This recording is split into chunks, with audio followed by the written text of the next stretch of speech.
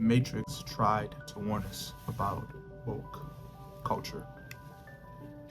In the film, we have a character named Neo, who is a depressed software engineer and a nighttime hacker who's been searching in his mundane, nihilistic life for answer and meaning, but unfortunately running to dead ends. Until one day a text pops up on his computer screen saying the Matrix has you and ask him to follow the white rabbit.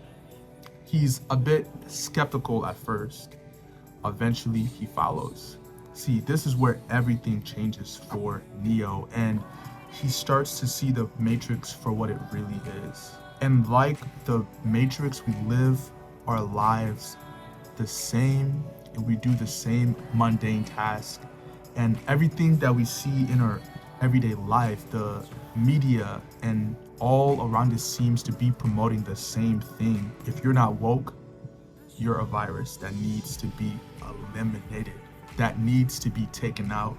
And it becomes a you versus them mentality. And people who perhaps think differently are bullied by their peers and threatened into silence for stating what is true or illogical, and it's all done by design. In the film, the cities are full of NPCs, aka computer-generated people, and their sole purpose is to further add into the illusion of normality and to keep that facade. And they're not free thinkers. They just do whatever the simulation tells them to do.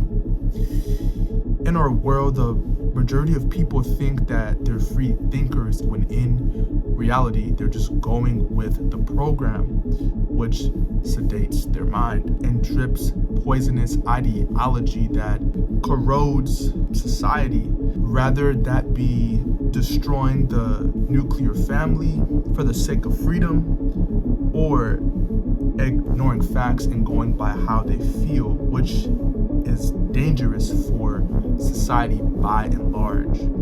And the Bible even predicts this to happen. In 2 Timothy chapter 4, verse 3, it says, "For the time will come when people will not endure to sound teaching, but having itching ears, they will accumulate for themselves teachers to suit their own desires," aka how they feel. It's all about how they feel, not logical, no logic in it. It's not grounded, which is extremely dangerous for society by and large. We need truth. We need to stand up and call things that are false.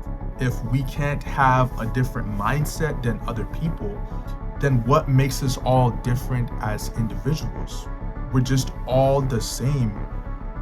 And that makes life nihilistic and worthless, because if you can't have your own opinion, if you can't speak how you feel, and people are trying to ban you, or they do ban you from every single platform, how can you have freedom, true freedom?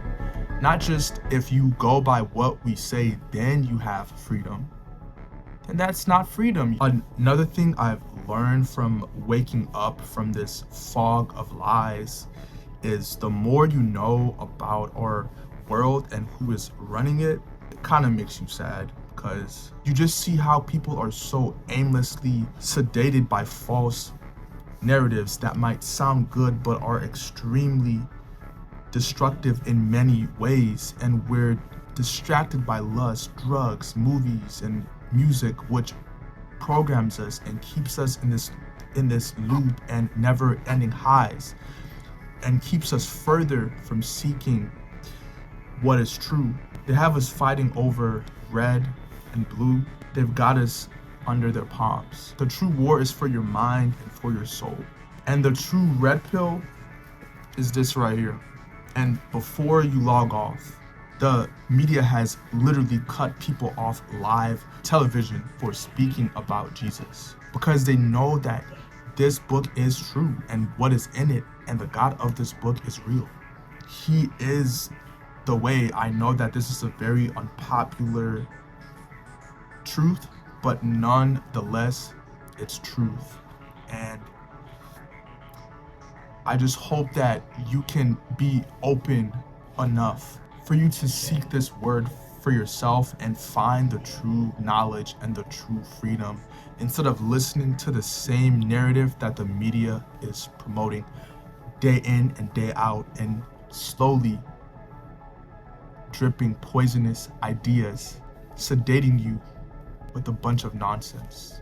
And if you enjoyed this video, don't forget to comment, like, and subscribe.